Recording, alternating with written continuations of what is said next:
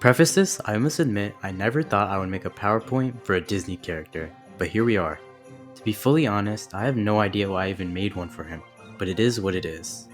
Buzz Lightyear has come into the game as a temporary brawler with 3 different modes, and has completely broke the game. He has ruined matchmaking as there is basically a guarantee you'll find a Buzz in every single game, and to make matters even worse, he's by far the best brawler in the game. In this video, I'm going to be a little bit more unconventional and talk not only about Buzz, but on my thoughts about temporary brawlers as a whole. As always, make sure you like, subscribe, and comment. Only 15% of you are subscribed, so try and get that number up. Also, join our Discord server and our gauntlet for a chance to win Pop Penny, and watch the full video if you're interested in the topic, and enjoy.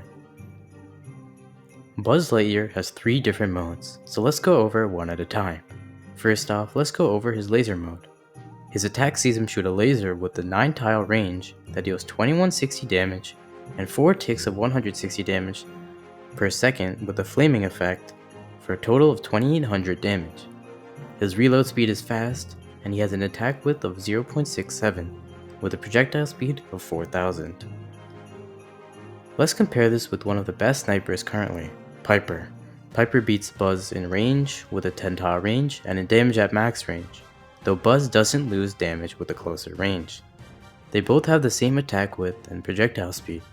Buzz, however, has 1400 more health and a much faster reload speed. Overall, I would say Buzz's laser mode is a more generalist version of Piper. He can deal well with short range brawlers while also holding his own against marksmen if he knows how to dodge well.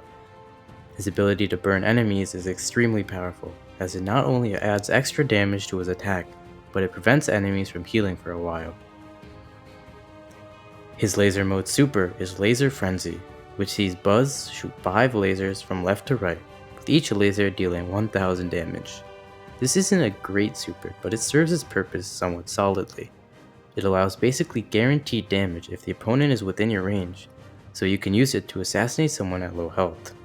It also has high damage potential at short range, so it's powerful as an anti-assassin tool or just any short range brawler in general. Now, let's talk about Buzz's Saber mode. This mode has 8400 health and swings his Saber in a 3.67 tile radius, similar to that of BB or Kenji's attack, dealing 2400 damage with a 0.15 second time to wind up. A good comparison for the Saber mode would probably be BB. BB deals more damage and has more health, but this pales in comparison to the main advantage of the Saber mode over BB, the 0.15 second windup.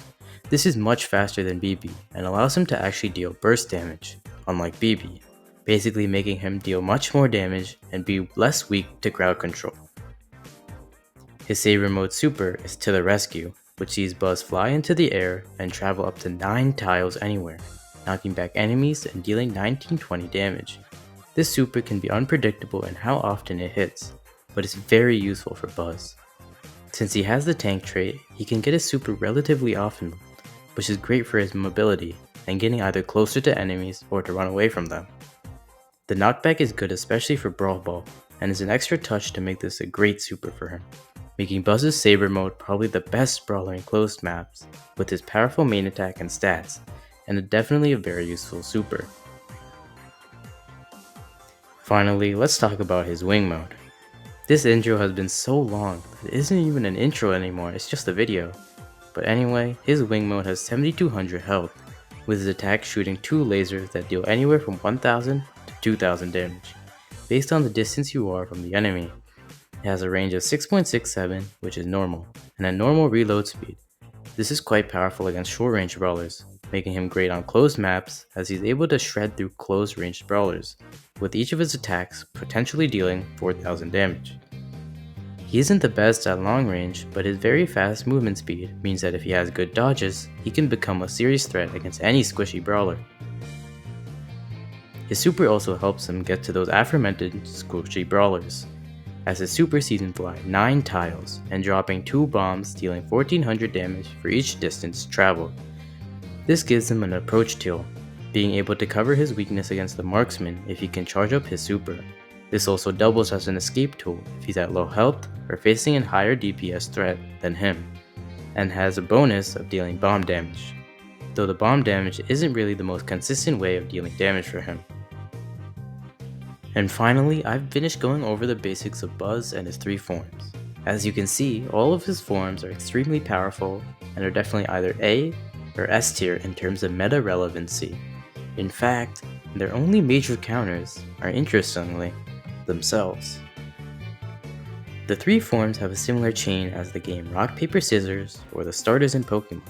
Each of them are powerful against another and weak to the other one. The laser mode is strong against the wind mode. As I've said earlier, marksmen are the only real counter to the wing mode, and that's what the laser mode is.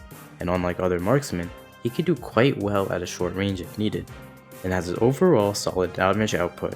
So if the laser mode can hit the shots, then he should comfortably be able to take down the wing mode. The wing mode is powerful against the Saber mode. As I've said earlier, it destroys tanks, which is basically what the Saber mode is. And the Saber mode can't even get close, as they have the same speed, both have a 9-tile range super, which the wing mode will get first due to having the higher range. And to round this out, the Saber mode is powerful against the laser mode. Of course, this isn't true in an open map, but in anything else, this is true. The Saber mode has a faster speed, so he can outrun the laser mode, as well as dodge the laser mode's shots. Furthermore, the laser mode super doesn't deal enough damage to properly deal with the Saber mode, nor does it allow him to escape from the Saber mode, so the Saber mode can easily kill the laser mode with a nicely aimed super. With all I've said so far, it's no wonder why there's a Buzz Lightyear in every single game, and it isn't even considering the mastery/trophy box rewards for him. He's the best brawler in the game, so if you don't play him, you'll inherently be at a disadvantage. His only counter is himself, so if you want to counter a specific mode of Buzz, you're gonna have to play another mode of Buzz. Because of this, matchmaking has become filled with Buzz Lightyear after Buzz Lightyear, making playing other brawlers who can't compete with them feel horrible, and especially brawlers like throwers who get countered by multiple modes of Buzz. And if his base forms weren't enough, he has a Gadget and a hypercharge to boost him even further. Buzz's Gadget sees him dash 4.33 tiles forward. This has a different use for each mode. For his Saber and Wing mode, it's used primarily to get closer to enemies to be able to get to them within range, and secondarily as an escape tool. For his Laser mode, it's used primarily as an escape tool and secondarily to get closer to his enemies. Buzz also has a basic hypercharge which just gives him stat buffs with no special ability. Even with only stat buffs, it's still extremely powerful for Buzz, and just makes him even more of a threat. Now, I want to talk about my thoughts on temporary brawlers as a whole, and if I like them or not. With what we've seen happen with Buzz, it hasn't been good. We've seen an extremely broken brawler that's almost necessary for winning games. The brawler basically being played in every single game, ruining matchmaking. However, there were actually some positives with this event. First of all, they gave him for free to everyone and completely maxed him out for us, while also being very generous in giving him a reduced mastery track for us to complete, as well as each trophy gained with him counting to the trophy box. Let's be real, this is probably going to be the blueprint of the temporary brawlers of the future. They're not going to make a temporary brawler that's under the S tier for obvious reasons. Why make a temporary brawler that isn't even good? Due to the temporary nature of the brawler, Supercell will want to maximize the playtime of the brawler, even at the cost of the gameplay being worse. This is why future temporary brawlers are unlikely to be balanced, and we should honestly expect more brawler apocalypses in the future during temporary brawler releases. Despite this guarantee, Supercell can still take measures to make the game better to play during these months. One thing that they could do is make specific modes every single day where the temporary brawler is allowed, and all other modes where they aren't allowed. This would make it so that all the people who wanted to play the temporary brawler would play in specific modes, while people who didn't want to face the temporary brawler could just play the modes where the temporary brawler would not be enabled. Overall, temporary brawlers can be fun and bring more interest to the game, but they shouldn't be the main focus of the game and should be very rare. At most, it should be once a year, if not every 2 years.